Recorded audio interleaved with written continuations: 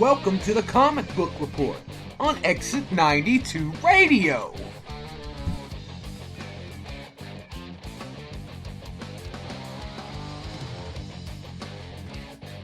That's right, everybody. Welcome to the Comic Book Report with the big bad Bo Bear. You're hanging out here on Exit 92 Radio. If you've been listening tonight, you did just hear our Nerd Central HQ with me and Benny, which was great except for some technical issues. But after I got off, I just went back to my comic book site to read a little bit. I was going to read some more Constantine, but then something caught my eye. That's right, everybody. Something caught my very illustrious eye, damn it. And I came across Star Trek / Green Lantern, The Spectrum Wars. And I'm sure you're like, what? Because that's exactly the fuck I was thinking. Star Trek and Green Lantern crossover? That's interesting. And it is interesting. I guess, sort of. Alright, so basically going to give you the story of how everything went. And so what happens is Ganthet, the guardian of the universe that the Green Lanterns are usually in, and the Lanterns, all the Lanterns, not only just the green ones, were all at war with Necron. We all know who Necron is. He's the leader of the Black Lantern Corps, at war with Necron. Necron is winning, and Ganthet, in his infinite wisdom, at the last minute, trying to save his universe, and at least the surviving Lanterns, opens up the Last Light protocol, which opens up a hole in the universe, sending them to another one, as their universe was becoming, was going extinct, was being destroyed. So, the surviving Lanterns of the war all followed Ganthet through the hole in time and space into an alternative universe where they never existed. And that alternative universe just happens to be Star Trek's universe. Captain Kirk, Spock, all them. But this is the Captain Kirk and Spock and the Star Trek universe from after J.J. Abrams' alternative universe remake of the Star Trek series. So this is the current Star Trek crew we all know and love. Spock, Uhura, Captain Kirk, Sulu, Chekhov, rest in peace, Chekhov, and Scotty. So the Enterprise, on a routine patrol of the Outer Rim, come up upon an asteroid or a small planet that has some abnormal life readings coming from, well, not life readings, but abnormal readings coming from the surface. So they beam down. They find Ganthet in his robe, dead, been dead for a while, with the 4 or 5 rings that he was using to do the Last Light protocol with surrounding him. And so they bring him aboard, and then a Klingon ship shows up, Admiral Chang, actually. If you've ever watched the Star Trek series, you know who that is. He's the only, excluding the crew, excluding the crew and a few of the Lanterns, he really is the only other Star Trek Star Trek character you really recognize. So they find the rings and take it down deck with Scotty for him to look at, and he accidentally powers them, and so, it goes on, and the rings find homes with Sulu, Chang, 2 other people, the orange and red ring, find 2 other people, a Romulan and a Gorn, and then McCoy, Sulu, and Uhura, and Chekhov all get rings as well. And it's an interesting little story, and without giving away any more, because it really is not very long. It's 6 issues, 23 pages an issue. I literally busted out those 6 issues in under an hour, and the only reason it took longer than 30 minutes is because I was a little busy. It really is an interesting little story. It takes place after the first movie. Vulcan is dead, but I didn't see any mentions of Khan or anything like that, so I'm guessing this is in between the first and the second movie for the Star Trek universe. And Kyle Rains is already dead in the Green Lanterns universe. So it takes place after that there. So canonically it could never fit. Because at the end, I will say that I will give away a bit of the ending. Here's a bit of a spoiler alert. You know, they all come together and they defeat Necron. I won't tell you how because it's actually that part's kind of cool.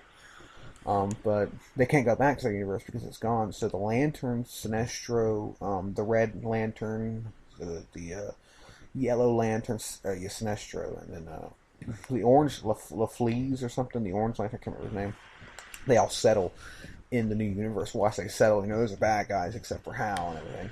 But they all end up having to stay here in the current universe with the Star Trek, with the Enterprise and everything. Hal actually ends up aligning himself with Starfleet, and at the end is actually flying with the Enterprise out. You know, Captain Kirk. He says, "All right, Captain Kirk, I'll be on your mark." You know, shit like that. It's interesting, but then again, it's kind of shitty too because it moves really, really fast.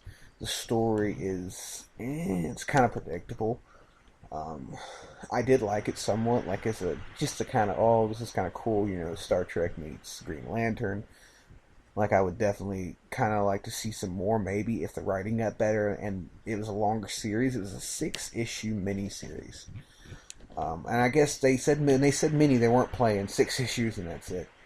But it's not horrible. Like, I would suggest checking it out if you can. Like, hold on. And let me see if I get the link for you guys, and I'll throw it in the chatty. Excuse-moi. Excuse me. Issue 1 of the Spectrum War. It's got all of them. Kilowatt, Guy Gardner, you know, all of them. This is Chapter 1, Issue 1 of the Spectrum War, Green Lantern, Star Trek, right here in the chat room. At least the site that I use to read them, if it'll ever come up. Let's try this again. It's not. It's actually not letting me click on it at all. I don't know what the fuck. There we go. Let me see if I can get in the chat room.